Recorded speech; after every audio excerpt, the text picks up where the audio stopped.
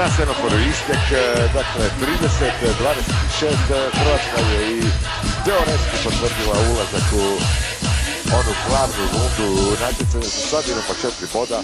Sutra će biti zadnji susret ove igre po skupinama protiv Slovenaca. Vidjet ćemo da li to može možda biti i borba za prvo mjesto pobjede.